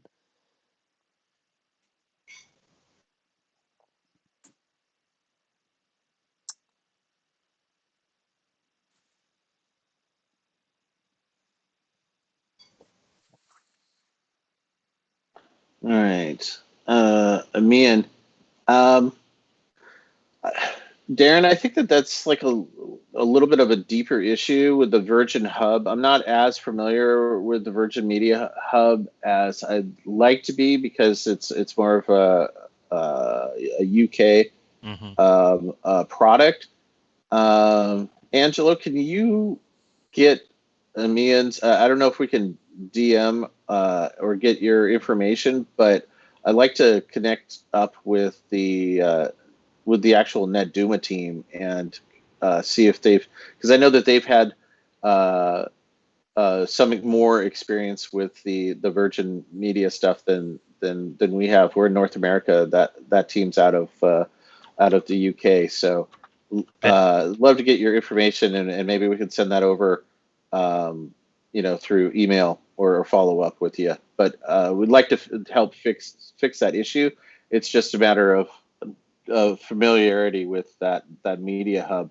But I do know that there are issues with those and connections. So we want to get you the right settings. Ben, we do have the NETGEAR team email that we forgot to talk about if people need more help. Oh yeah, that's a good segue. Way to save the day. So if you guys need more help, just use a hashtag and send an email to netgearteam@netgear.com. We should be able to get in touch with you and help you offline. A lot more detail and troubleshooting we can do with you. Yeah, and that hashtag again. Hashtag stay connected. Yeah. So just put that in the subject header, and we'll shoot that up to the top for all of our viewers. Yep. There you go. There you go. Is there a NETGEAR fiber modem that is compatible with the Nighthawk AX 4-stream Wi-Fi 6 router? We don't have any fiber modems. Unfortunately, all providers that are using fiber as a service, they are using their own modems. Yeah, you're keeping locked it in. very close to their chest with their proprietary, Yeah, and and not letting anybody else play. it's often like integrated into the home, from what I Yeah. understand. So fortunately, no.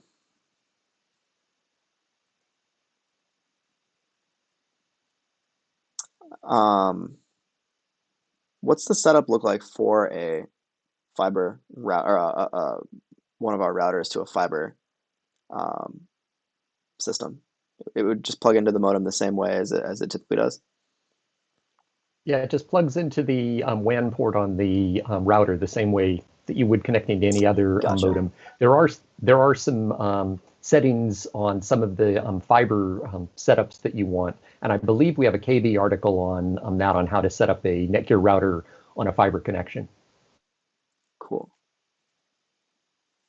Cool. That might be worth sending over to Oscar here, so you can check Yeah, it we'll out. have to look for that, Yep. and we'll see if we can get that into the chat, Oscar. Cool. Um, Caught up again. ooh, we're caught up. Question out to the group. Have you picked up a new hobby recently? Sitting No, in but I've had a place. lot of time with my other hobbies. I have so many of them, no time for a new one. Um, I am also a huge nerd. I've got a bunch of minifigs, miniatures, if you will, to paint. I thought that, oh, well, sheltering at home, I should be able to find time to do that. Um, no, I haven't. So I still have like 500 figurines to paint. We expected the whole army to be done by now. Is it That's Warhammer? what I thought. I here's the terrible thing is I actually bought more. Oh no, that's called an addiction. It's pretty terrible. I have well, I bought like some terrain and stuff that I have to Ah, paint. So, but mainly it's because the weather is here in has been a little bit wet, Yep. and I've got to prime stuff, and I don't want to break out the airbrush, and while the weather's still kind of crappy in my backyard. Yep. We only had a couple of good days, and then it just went back to being cold and wet. Exactly. M Dog just chimed in. When I was with Virgin, it was nightmare. I left as soon as I can. That's there's been some problems with the Virgin hubs not playing well with a lot of devices, and not really optimized for gaming as well. Ben, what army do you have? Oh, which game? 40K. I'm hoping. 40K. I've got Space Marines because I've had them since God I was a kid. I usually run. I had an Ultramarine army. Now we're getting deep, nerd. I had Ultramarine army, but then along came the Black Templars, which I thought were really cool, with their black and white paint job and lots of sort of relic-y kind of stuff. So I converted my entire Ultramarine army over to Black Templars. I've got two other games that that I'm working on. One is a pirate game called Blood and Plunder. Yep. And so I've got both an English army and a French army. And then I play Star Wars Legion, and I do have a lot of Rebel stuff, but I've gone to the dark side. I primarily have an Imperial army, but I did recently make this amazing purchase of some interiors, and because they were delayed in their printing, I got actually more than what I ordered. So I've got a ton of the interiors of like the Rebel ships. So like in the beginning of Star Wars, those white crisp hallways, and a lot of like Death Star type hallways as well. So that's what I'm waiting to prime and paint. So yeah, there's wow, whew, nerdness. Let's see here. Question from Ulaganath, I think. Is there still approval pending for using DFS channels across, as I could not enable HT160 without changing country? I don't know where to start with that one. Michael, do you have any idea? Yeah, the DFS channels were additional channel numbers that were used over in Europe that couldn't be used in the US. And I believe that those channels have actually been opened up, but not all of our routers have actually been enabled to use those channels. Gotcha. Okay. Master Gordon's Sky Wi-Fi is the best Wi-Fi in my area. I don't have Virgin Media in my area. Only Wi-Fi's in my area are BT, Sky, and PlusNet. It's like my area where I live is cursed. It sounds like it is cursed. It sounds like it is. No chance at DSL or cable in your area. Yeah, you're really. Oh, I feel for you, because all of those sound like not good choices. Yeah, just let us know if there's like DSL service or cable service. I would try to get some sort of WAN connection, if possible. There you go. So we've got about 17 minutes left. So get your questions in. We really want to help you to get better connection, better networking connection, and MDog is like pay British. Is it British Telephone to get them to install a dedicated line? Yeah, that's probably. I would rather have WAN than be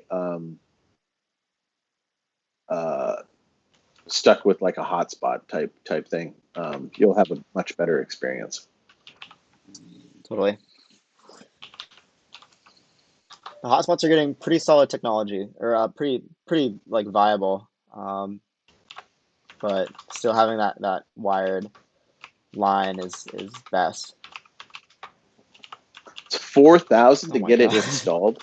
$4,000 or 4,000 pounds. Yeah, it's more expensive than $4,000. Yeah, that's way wow. I don't even. Wow. That's scary. I don't like that. Yeah, that is brutal. Yeah, please confirm. So. Yeah, I think I got. We're kind of lucky with that. I got, I think I had to pay $120 to have Comcast come out and install. By the way, I did say that last week I was going to report back on my installation of my. Oh my God, yeah, that's expensive. I was going to report back on my installation of my cable modem. Unfortunately, due to the current situation, technical support is limited at You Comcast. couldn't get through to them. And also, they turned up their AI. I honestly, I would have had a better experience talking to Ultron than it would have been talking through that AI. It took me, I kid you not, an hour and a half to finally talk to somebody human. And then they were like, no, we can't really help you. And I was like, yeah, but I need somebody to just press the button to make my modem go. And they're like, yeah, we can't do that. So it sits there sort of half in the box, half out of the box. I'm going to try again this weekend. We'll see how that goes. So I'll have a report back. There's like an online portal to activate it yourself, but it didn't work when I tried it. It has never worked the last 3 times I've tried it. So I'm very dubious. Why And does they it kept even sending me to exist, that. man? I mean, like, what's They the kept point? trying to tell me we have this website portal. I was like, no, that's not going to work. Yeah, Ew. it's never worked ever. Like, I've tried to use it multiple times over the past 3 years. It's never worked. Um, as is Oh, life, I great guess. question from Dan, by the way. Hmm. What do you guys think of VPNs? And is any of our equipment handled them better? Doom OS has a great way of handling the VPN. So you set up whatever VPN service that you want, and then you can actually designate what's going to be behind the VPN and what's not going to. So that way, your applications that are more work or productivity, you can have behind the VPN. Like your outlooks and stuff like that, and your gaming, which isn't really so critical. You can actually have it go through, and what we're calling it sort of hybrid VPN. So you could designate your gaming, like your Xbox. Nobody really cares about your Xbox or your PS4 or your PC, playing League of Legends, unless you're like Alec, who is um, so you can designate what you want to go through and what you don't want to go through. Um, does VPN affect gaming? Yes, because you're basically setting up sort of proxy. Isn't that right, Michael? Yeah, you're actually going through a secondary server before you get to your gaming server. There's some VPNs where their latency is actually really low. So depending on the game you're playing, you're not really going to notice it. But then there's a lot of services where the VPN adds a lot of latency to your signal, and you'll really notice it even on games where it doesn't matter quite as much. If you're doing a first-person shooter, you definitely don't want to use VPN because even a little bit of latency in there is going to cause problems. Yes. That's a great question. That's Yep. an awesome question. I almost think I'll put that as question of the day. Question of the day. Can we give him a star? I wish we I think I can give a start doing thumbs up on Zoom. Hold on. yeah. There we go. You got a thumbs up from me. All right. I can also There we go. I could give you a clap. Good job. Okay. A couple of questions from Angela. What would you do if you didn't have internet the rest of this month, and if you didn't have internet the rest of until summer? Well, the first answer to both of those is wouldn't be working. Lose my job. Without internet, we couldn't be doing our jobs. I have a quick answer. That's it. Yeah. Yep. Just disappear. Yeah. Whew. I'd probably be jonesing for gaming a lot.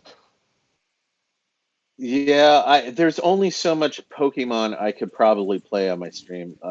That is the single player or Diablo. Yep. I don't think my Xbox would actually work. It has to be connected to the internet. So that's terrible. Yeah, and if we didn't have the stay in place, I might actually even go outside. Yeah, I'd have to. God, I'd have to read a book. Maybe. I haven't I read a would, book in years. Yeah, I have a couple of those choose your own adventures. Mm-hmm. Maybe I would do that. That would replace gaming. But yeah, it would be terrible. I'm pretty Pick up. sure I'd be breaking out all those board games that are in my closet collecting dust. That's what I was about to say. I'd pick up my campaign of Gloomhaven again with my roommates. Well, I'm all by I'm basically all by myself. That and my 6-year-old. So I'm picking up some of those board games. We've been playing a lot of Sorry and a lot of Candyland. There you go. The And classics. Yeti Spaghetti.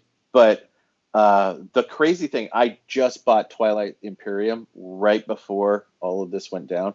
So it just sits there laughing at me. It's a $200 purchase. You could get all your painting done if you Yeah. had nothing to internet. Yeah, I would actually. If I didn't have the internet, I would get all my painting done. So By next week, we want to see at least one miniature that's been painted. I could probably do that. I could probably bring that onto the stream. I see people on dual PC streaming setups using VPN where they're stream PC, then they're non Yeah, so what you would do with that, with hybrid VPN, is you would actually have your gaming PC that you're playing the game go through the VPN, so it would be affected, so your gameplay's not affected. And then your stream would actually upload through your VPN in order to mask your IP. Yeah, I was gonna say just that. I think it's to avoid attacks, so that people can't, Yeah, it's a avoid pull your attacks. IP from the stream and then, attack your IP address, and like, it's really just as Yeah. an insurance, to make sure that your stream is not going to drop off. So yeah, I Good think answer. you could, Yeah. with hybrid VPN, you wouldn't need two PCs, right? No, you wouldn't, because Right. you could do it by application. There you go. So they spent money they didn't need to spend. There you go. Yeah, and if you already have an XR router, um, you already have that capability. Yeah, just gotta pick your favorite VPN service, and then you're off. You're off. You're good to go. Off to the races. Okay, so we got a question. Would there be any Wi-Fi 6 access points in the pipeline? Is there any specific reasons why no lineup for consumers, rather it's business-centric WAC series? Well, technically, the Orbi satellites are the equivalent of an access point. So you do have that on the consumer side. On the business side, that's usually where most of the WAC access points are, because they're specifically designed for a business setting. But for the home, that's pretty much what the Orbi already is. Yeah. Yeah, similar situation with Nighthawk mesh. Um, And for Oscar's question about is there a fiber modem on the way? Nope, there haven't been any plans put out anywhere saying that we'd be doing a fiber modem. yeah, we had a similar question earlier. It's mostly proprietary from the ISPs for fiber, so it's hard for us to make something that's compatible just because everything's proprietary. Um, Yeah. it's kind of a limitation of the industry. I'm sure we would love to put one out if we could. I think it'd do very well. And yeah, and we probably would if we could, Yeah. because we have always been at our heart all about innovation and improvement and performance, and so anytime that there's an access point for us to improve people's performance, connection, and technology, we're usually there. So. Yeah, so if we could, we would. There you go. We got a little bit more than 5 minutes left, so let's get those last questions in. Anything you have on your mind, go ahead and ask. We're happy to answer. Um, Yeah. If you have a question for the panel too, yeah. Where can I go to view your? so that was a KB article that we mentioned. Yeah, that was a KB article. I don't know if we actually have a Dropped it video in. done, but that would be a good video for us to actually create. Yeah, that would. Yeah, let me ask Angelo. And there might be some specific nuances depending on which fiber connection you're going to, which ISP that you're actually using. There might be some specific changes that have to be done for certain ISPs that you don't have to on others. But a generic video would be useful. Yeah, it's something we can look into. We do a lot of the video stuff in marketing, so could totally help out.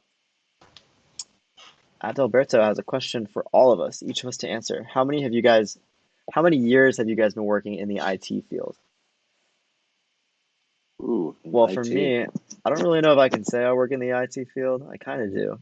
Um, I'm on the marketing team, and I graduated college last year, so less than a year.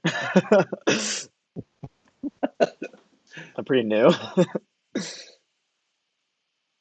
Yeah, I'm on the marketing team. So as far as like hardware and networking, it's been 2 years that I've been working, almost 3 for NETGEAR. But before that, I was in game development, mobile games and console games, and so I was in that industry for about 14 years prior.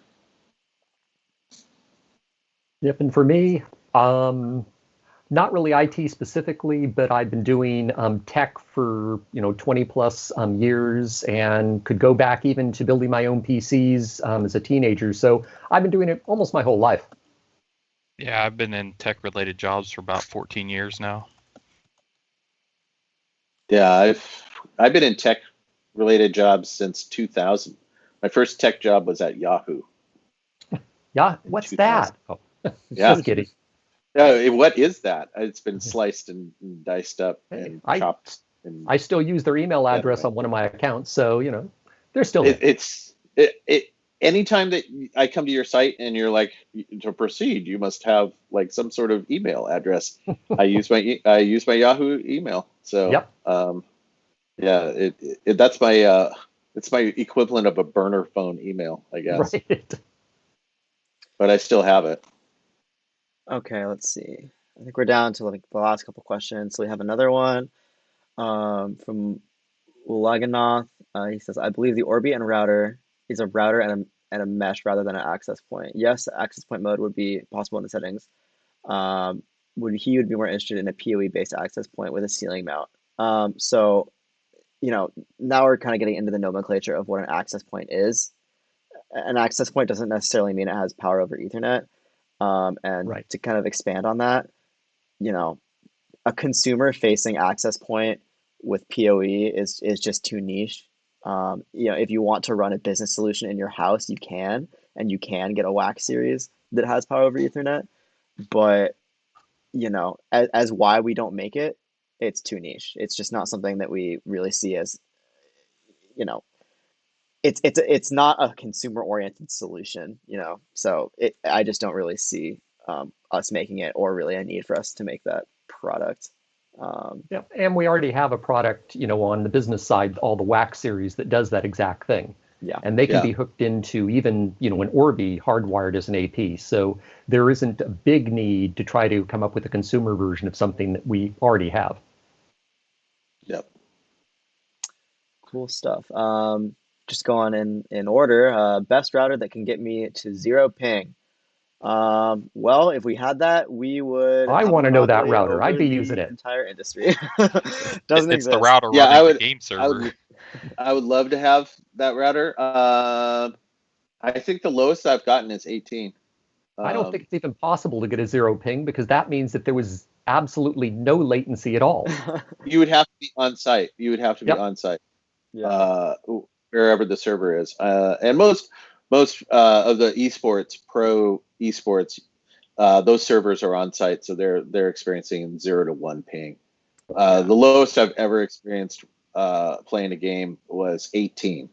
But we can get you close. We can get you probably down to between 18 and 40. Which is solid. Point to point laser. That's the way to go. Yeah. There you go. Let's see. We have a follow-up from Adalberto. He's been in the IT field for 5 years up to this point, and he graduated last year as well. He's now starting his master's at NYU. Well, congrats to you. Congrats. NYU is an awesome Congrats. school. That's awesome. Yeah. I had a couple of friends go there, and they all love it. We actually have somebody on our team that graduated from NYU. So cool. Yeah. Cool school. Now, hopefully they're doing e-learning right now, because I'm sure the New York University is not open. Yeah. Well, I'd like to thank everybody for being on the stream. We've come to the top of the hour. And with that, that pretty much ends today's stream. We'll be back next Friday. Thank you all for sticking around. I mean, that was fantastic. Your guys' questions, all different kinds of questions, but we definitely thank you guys. So thanks for spending a little bit of your afternoon, or is it would it be afternoon? What, I don't know. Wherever we are, wherever you are. But thank thank you for you. spending time with us. Yeah. Had a great time. So many questions this week. They're getting better and better every week. We helped you out, and Yep. you want to come And back next definitely have a week? great Friday, people. Yeah, have a Yeah, great and Friday. have a great weekend and stay safe. Stay safe. All right. Take care, everyone.